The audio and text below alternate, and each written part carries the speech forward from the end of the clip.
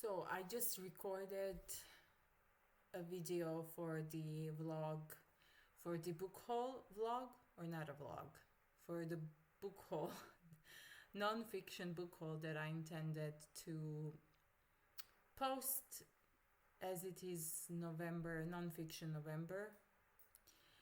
And I completely forgot to address one important thing, and that is, do not pay attention to my outfit, please. This is my house outfit. I completely forgot to mention the fact that Renee from So I Read This Book has made a community post about one of my videos, well, my last video, and thanks to that post, she brought a lot of new subscribers to my YouTube channel. And I want to thank Renee for that, and also to thank everyone who subscribed to the channel. I'm really happy that this small channel might be growing. I don't expect it to grow a lot, but it means more to me that I have now more people who are watching and who are engaging and who actually read the same literature or similar literature, and that they have found some books on my channel that they have not heard of before, that they put on their reading lists. And for me, this is a big deal, and I really appreciate all of that. So I just wanted to record this video before I forget to actually before I forget to mention this, as my brain lately, I've been having this brain fog. I'm forgetting very quickly things that I'm supposed to do. I'm trying to keep more of notebook where I will put, like, in writing my obligations, but I'm also terrible at doing that. So, but yeah, so thanks to Renee, and thank you to everyone who has subscribed, and hope that the next video that I recorded is something that you will like as well. I am not sure whether I will post that recording, that's why I'm making this in advance, or maybe I will re-record that video. I will check it out and see if that is something that I would want to post. I was yammering for quite a long time again. Seems to be a problem for me. I don't know. I just lose track of time, and I keep talking, and I guess I also end up making a lot of breaks between my sentences while I'm trying to formulate my thoughts, and it just takes a while. So that's because I don't prepare. I just do it on the spot, and while I'm talking, I'm thinking at the same time. And though the way I think does not often come out as I would like it to, so it takes a while for me to get there. So hope you stick around and enjoy the video. Welcome or welcome back.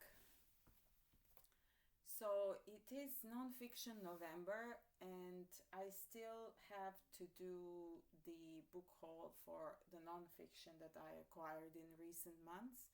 So I figured now is the good time, and the reason for this vlog in this particular month is because I'm also trying to share some of the books that maybe you would want to read, if not this November, then next November, or maybe not even just in November, any other month is also okay. The pile is smaller, I believe, than the other one, so I believe this will take less than 50 minutes to record. So I don't have the books in any particular order. Maybe I should have arranged them in some way. Yeah, hold on, let me see. Okay, so I'll start with a tiny one. It's called Exposure by Olivia Sudjic. I already have one of her fiction novels in the previous vlog that I mentioned. And this one is about, it says, an essay on the anxiety epidemic, autofiction, and internet feminism. After the release of Sympathy, her debut novel, which explores surveillance and identity in the internet age, Olivia Sudjic found herself under the microscope. Trapped in an anxious spiral of self-doubt, she became alienated from herself and her work. Blaming her own mental health masked a wider problem that still persists: the tendency for writing by women, whether fiction or personal testimony, to be invalidated on the grounds of sex.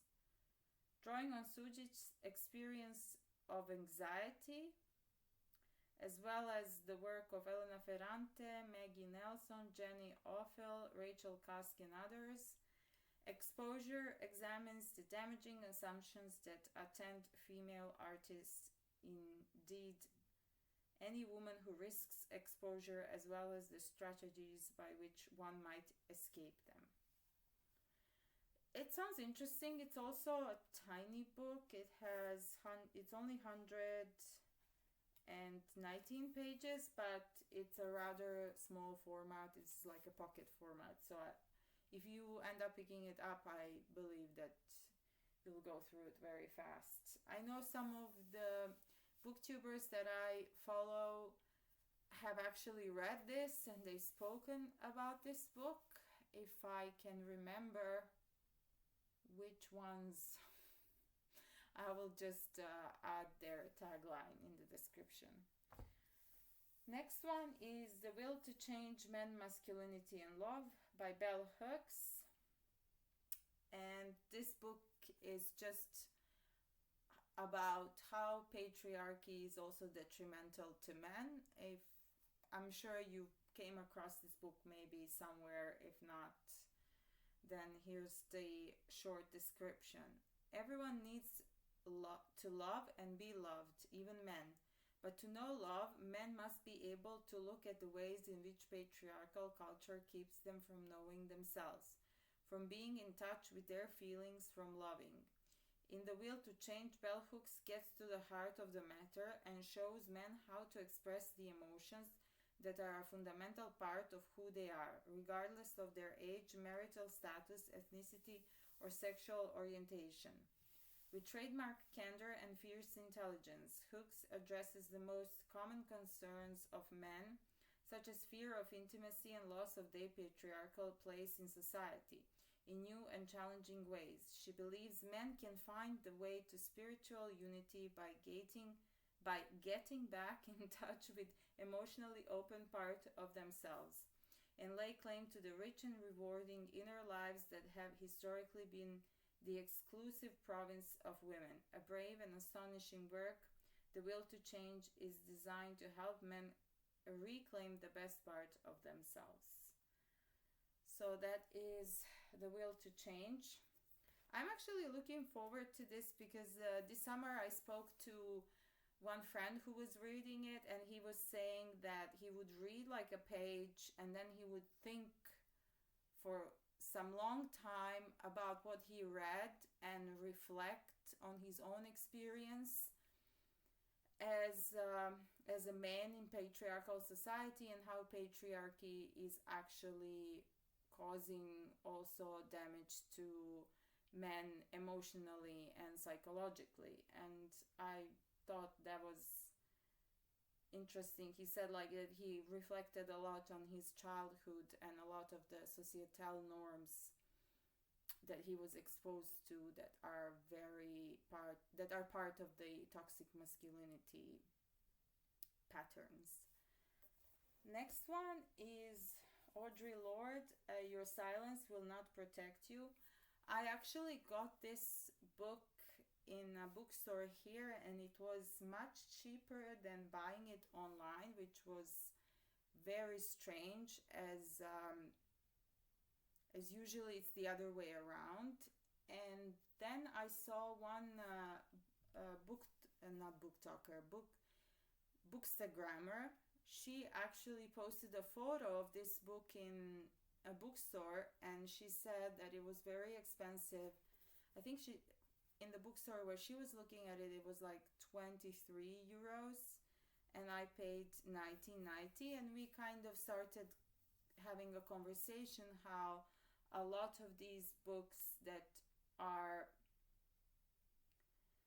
very critical of our society, that are a core reading from these authors who are considered in many ways revolutionary in their writing and in their thought and in their critique of society, they're always so expensive. And especially for us who live outside of the countries where English is the main language, it is very difficult unless you have a stable income and above, minimal wage, that you can actually afford this. And that's another part of the reading experience, which basically puts us in this position where we need to, as readers, we need to understand that reading is also a class issue, and the access to knowledge and certain reading materials depends on your exposure and your ability sometimes to be able to financially sustain this passion for reading or seeking of knowledge. We see that in education as well. You can always count on libraries, but like I said, if you are interested to read in languages that are not the native languages of the country where you live, then this might be very difficult for you to do, especially if you have also financial limitations. So that's something to think about. This is a collection of essays and poems, and it covers many topics. It has poetry is not a luxury, the transformation of silence into language and action, scratching the surface, some notes on barriers to women, and loving. The most famous, the master's tool will never dismantle the master's house. Age, race, class and sex, women redefining difference. Many interesting essays. I'm looking forward to this one, and poems as well. I have not read anything from her before, so this is going to be an interesting experience for me. Next book is Wayward Lives, Beautiful Experiments by... Okay, I'm going to attempt at reading this name. Saidiya, Hartman. It's intimate histories of riotous black girls, troublesome women, and queer radicals. At the dawn of the 20th century, the first generation of black women born after emancipation wanted real freedom. Refusing to labor like slaves, they leaped into the unknown, becoming pioneers of free love, common law, marriage, queer identities, and single motherhood. They were an unrecognized avant-garde, and their pursuit of liberty forged the modern world. Wayward Lives, Beautiful Experiments pushes the boundaries of scholarship to reveal at last their defined brilliance. I also have another book from the same author. It's called Lose Your Mother, A Journey Along the Atlantic Slave Route. And it is about to lose your mother is to be served. To lose your mother is to be severed from your kin, to forget your past, to inhabit the world as an outsider. Seeking her own origins, Saidiya Hartman follows a slave route back to Ghana, tracing the history of the Atlantic trade. But there are no known survivors of her lineage, no relatives to find. She is a stranger in search of strangers, a genre-straddling masterpiece of historical travel writing. Lose Your Mother confronts the impossibility of return for the descendants of the enslaved, with courageous candor reckons their enduring losses. I actually got this book when I was in Berlin last spring. Well, it wasn't still spring. I think I was there end of February, beginning of March, something like that. Okay, hold on.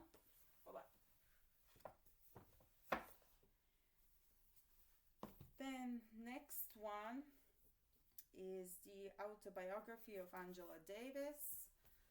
This is a new publication. I think the first publication was by AK Press. I'm not sure, I'm gonna look it up. But the cover looks very different for that older publication. Angela Davis has been a political activist at the forefront of Black liberation, feminist, queer, and prison abolitionist movements for more than 50 years. A classic of the Black liberation era, an autobiography charts Davis' extraordinary journey from a childhood on Dynamite Hill in Birmingham, Alabama, to the faculty of the philosophy department at UCLA. From her work, I didn't know she studied philosophy then. Okay. From her work with the U.S. Communist Party, the Black Panther Party, and the Soledad Brothers, to her presence on the FBI list of the 10 most wanted fugitives. I didn't know that either. I think I've read something from her. Yeah, I did. Oh my god, I totally forgot. I read her Women, Race, and Class this summer. And did I read something else as well? I'm trying to remember. No, I've had her other books, Freedom is a Constant Struggle, and another one on my radar. Oh god, it escapes me now. I can't remember which one it was. But yeah, this is the first Davis I read. As you can see, I have a pattern here. I'm reading a lot of Black authors, feminist authors, revolutionaries. That's my current focus, as I am doing also research for my PhD, and I think this can also help me conceptualize my own understanding of a particular period in the most recent history, like in the history of the 20th century, let's put it that way. Yeah, so I'm reading a lot of, or at least I am collecting a lot of these books now, so I can read them together, or like one after the other. That is the goal for future me in the next year.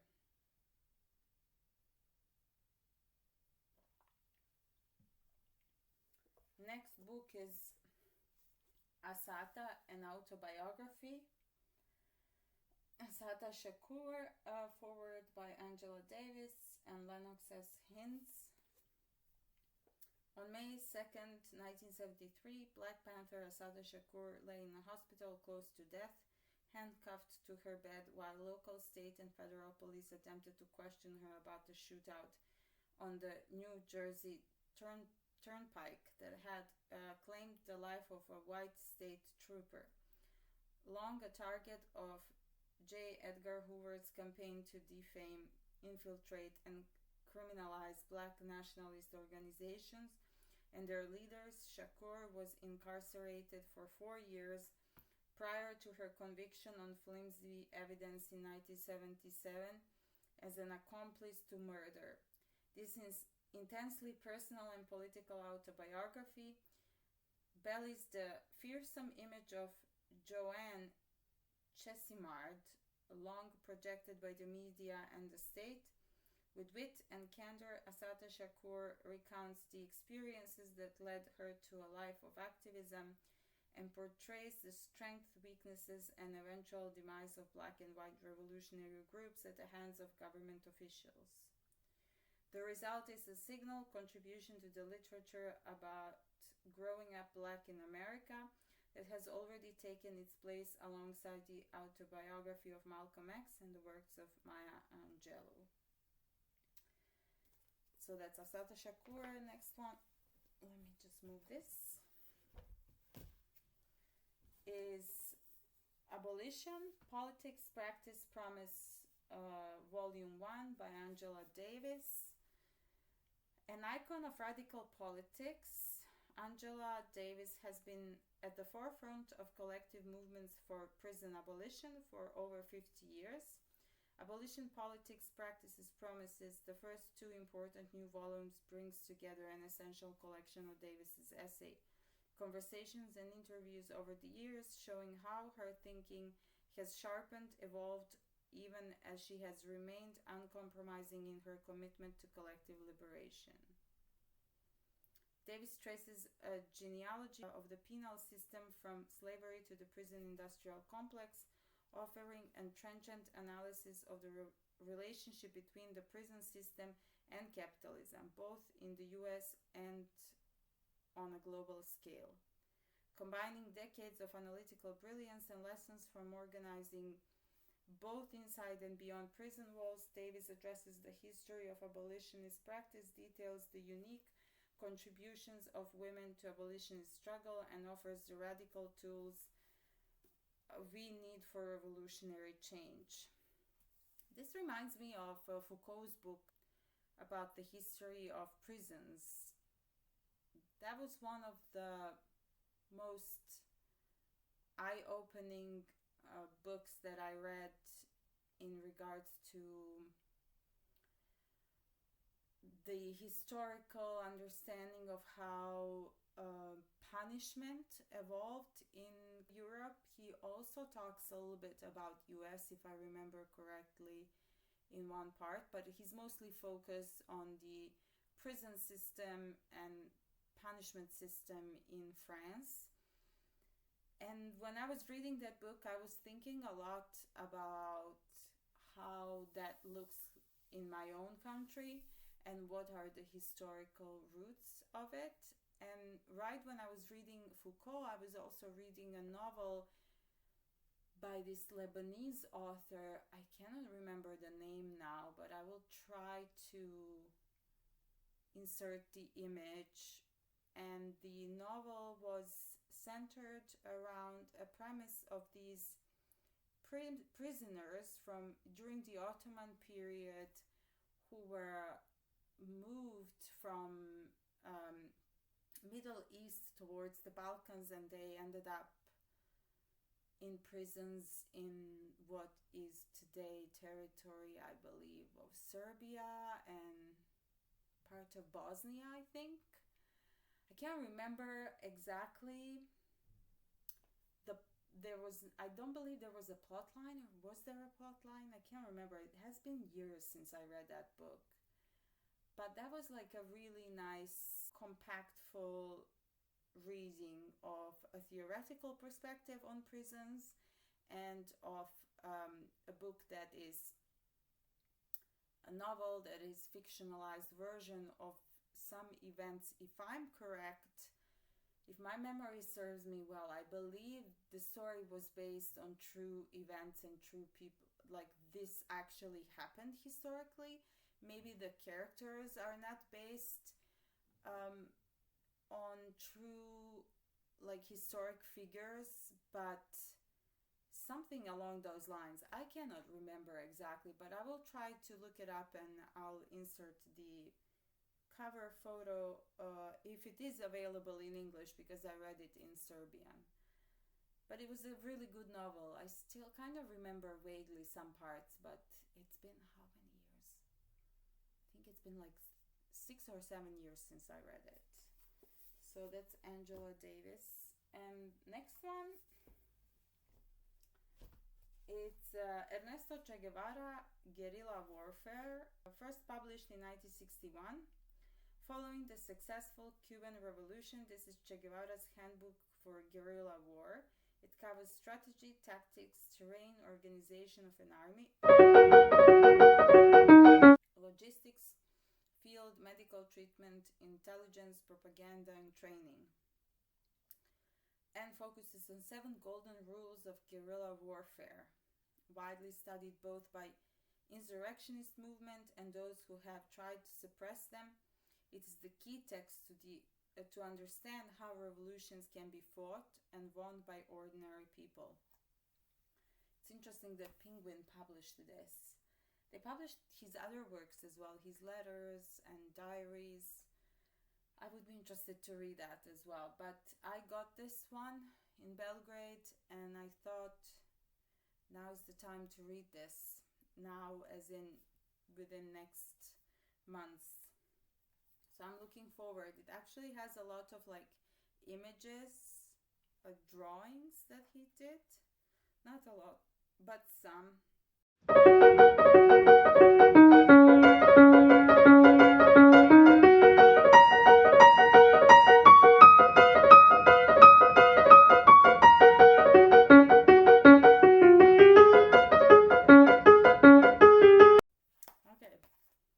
Guevara. Then next one, I actually mentioned this book in a previous video, but I just mentioned that it is an American Cambodian author. The book is called Ma and Me by Putsata Reang.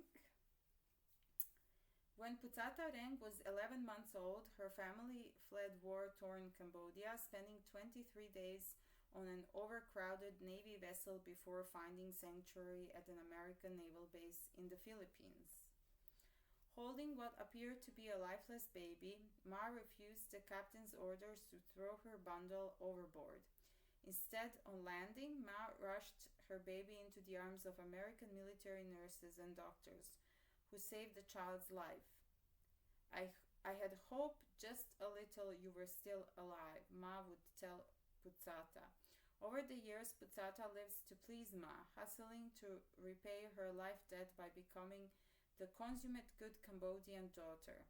But Putsata's adoration and efforts are no match for Ma's expectations, and when at the age of 40, Putsata tells Ma she's getting married to a woman, it breaks their bond in two. With rare clarity and lyric wisdom, Putsata Reang explores the legacy of inherited trauma and the crushing weight of cultural and filial obligations. Ma and Me is a stunning, deeply moving memoir about love, debt, and duty. I really love Cambodia. I've traveled to Cambodia 3 or 4 times, and that's probably one of my favorite places that I've visited. And I actually spent a month there just as the pandemic was starting to roll out or to show its ugly side in the early of 2020. I was on a vacation there and I couldn't leave. Ended up staying longer than I thought, and then in the end I returned back to Serbia. So Cambodia has been a country that I've really loved, and I'm looking forward to explore more Cambodian authors, whether they are from diaspora or from Cambodia. But I'm not sure whether many Cambodian authors have been translated to English.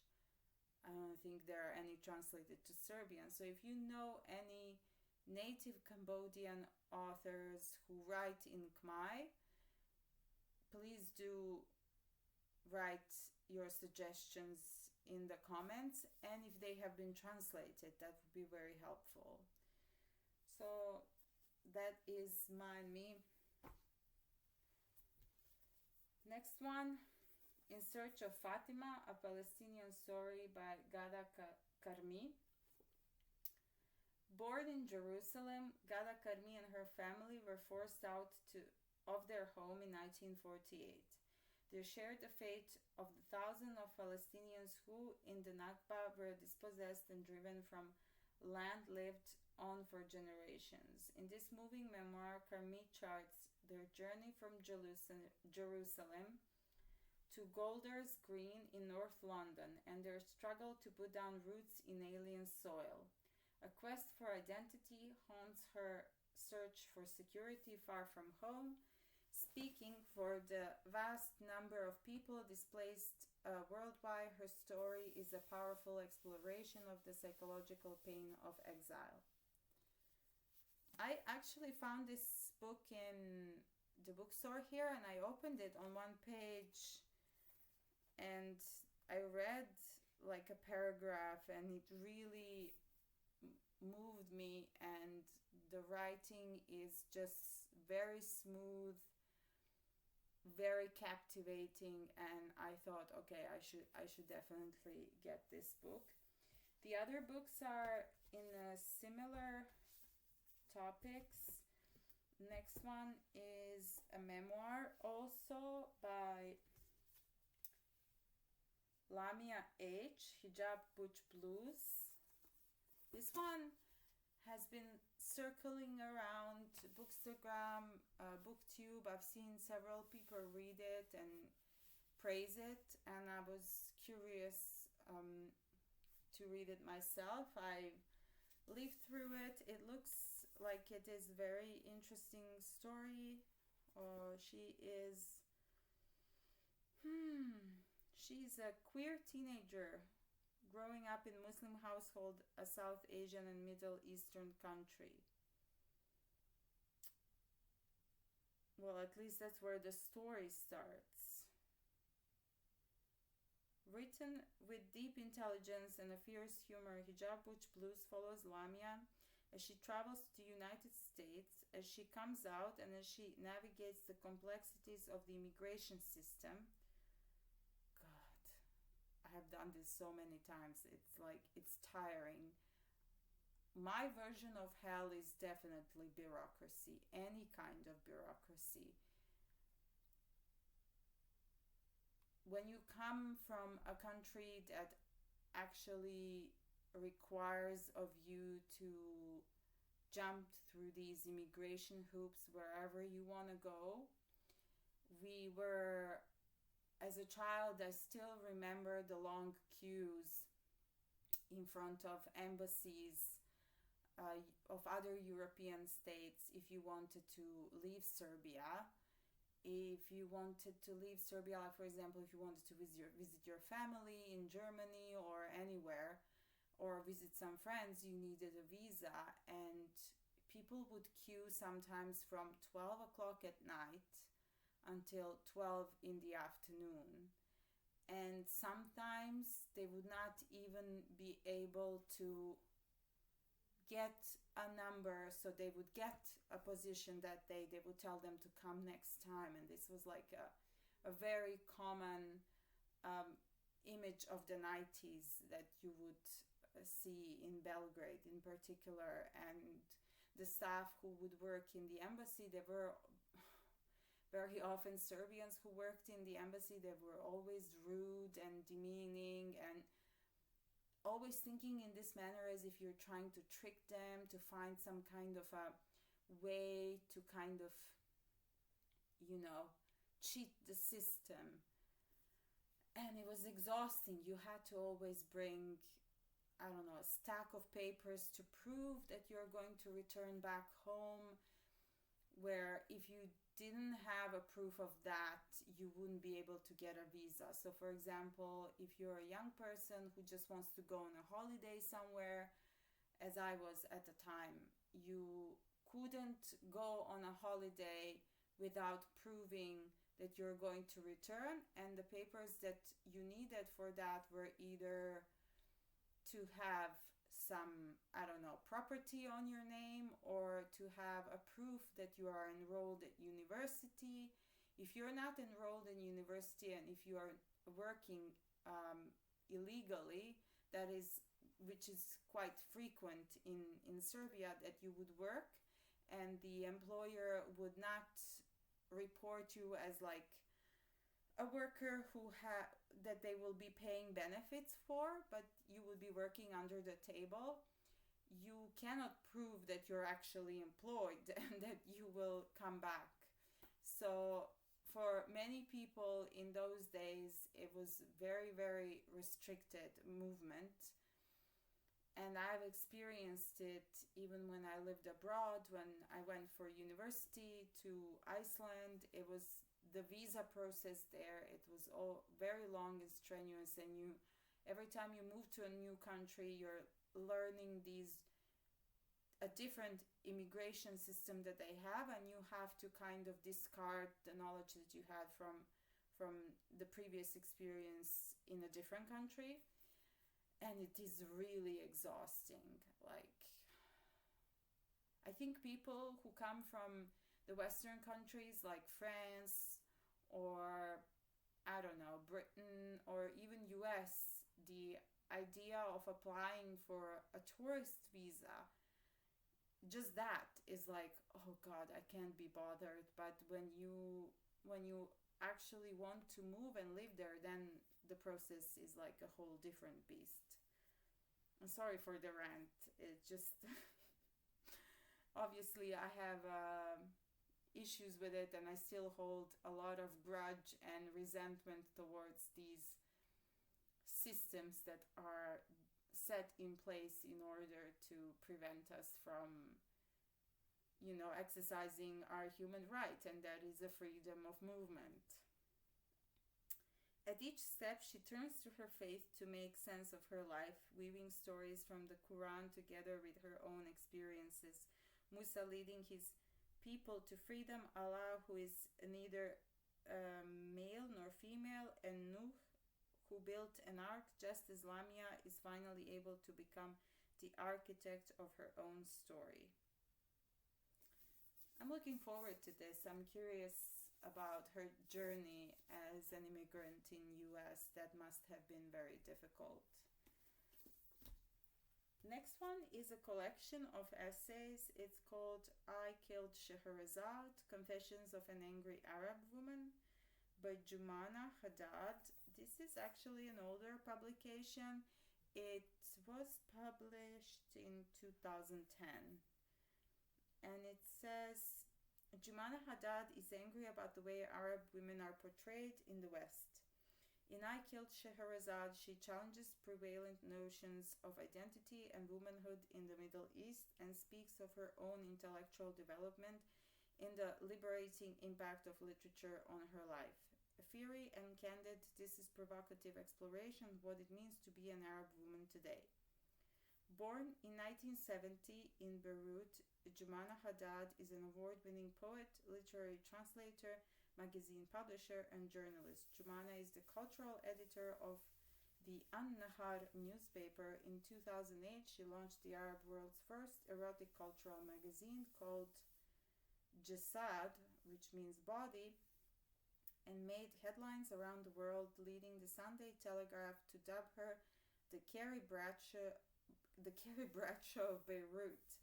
She was chosen as one of the best Arab authors under 39 in 2009. Joumana lives in London. She lives in Lebanon with her 2 sons. And at this moment, as we speak, or as I speak, the Israelis are flattening Beirut. And not just Beirut, other parts of Lebanon as well. It's important to keep in mind. Next one is also a collection of essays called Namesake, Reflections on a Warrior Woman by Nuseibeh.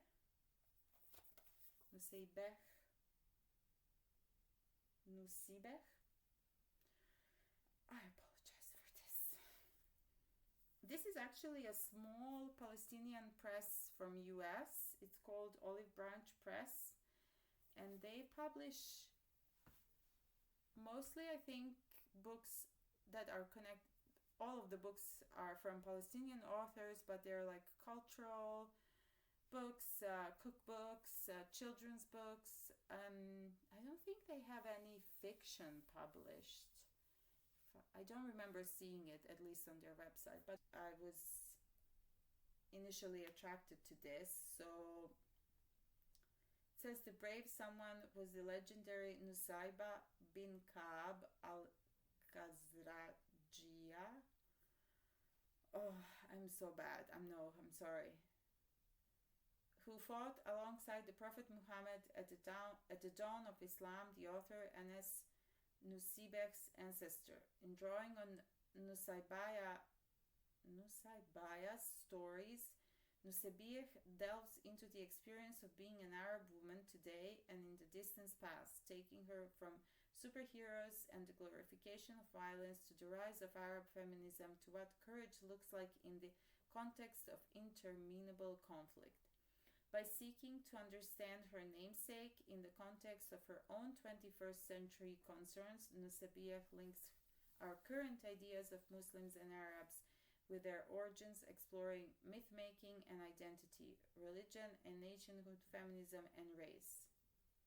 As intimate as they are thoughtful, these linked essays form a masterful tapestry that probes questions of identity, faith, feminism, and home.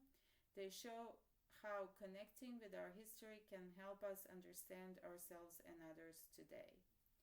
She's a British Palestinian writer and researcher, born and raised in East Jerusalem. Her interests include issues around identity, ethics, inequality, and education. She has previously written for the Atlantic and been shortlisted for the Commonwealth Short Story Prize. And this book won the Giles St. Aubin Award. First prize is a work in progress. Yeah. So as you can see, these two actually, when I was looking up to order them, I was thinking of reading them side by side, as I believe they connect very well. Even Hijab, Butch, Blues would connect very well with these two books. And even In Search of Fatima, I think these four would go very well together if you ever wish to read them. So as you can see, most of them are women authors. I think all of them except Che Guevara, who is a man, an Argentinian man. That's it, 40 minutes. Oh. And that's only because I like to yammer.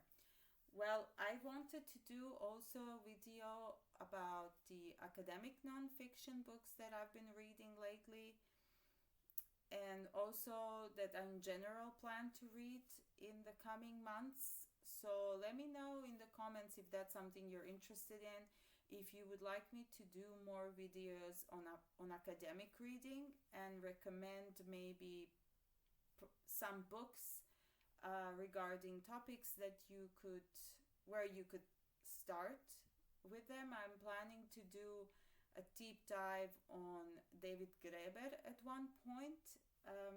Right now I'm going through his whole publication history. I'm reading that a lot, and I'm reading other authors who write in the same vein as he did, and I'm planning also to do a video on that. But if you have any special requests, please do write them in the comments. If you're interested in a particular topic, you can see based on the previous video and this video the kind of books that I read if you're new here. And I think you can tell the topics that I am exploring are feminism, anarchism, anti-racism, decolonial theory, and topics of nationalism, and also topics of the rise of fascism. I have actually done my master thesis on the subject of extreme right organizations in Serbia. So if you are interested to explore academic books that are tackling the topic of the rise of fascism and Nazism, if that's something that you're interested in, I could also do a video on that. So just let me know in the comments, and yeah, see you in the next video. Thank you for watching.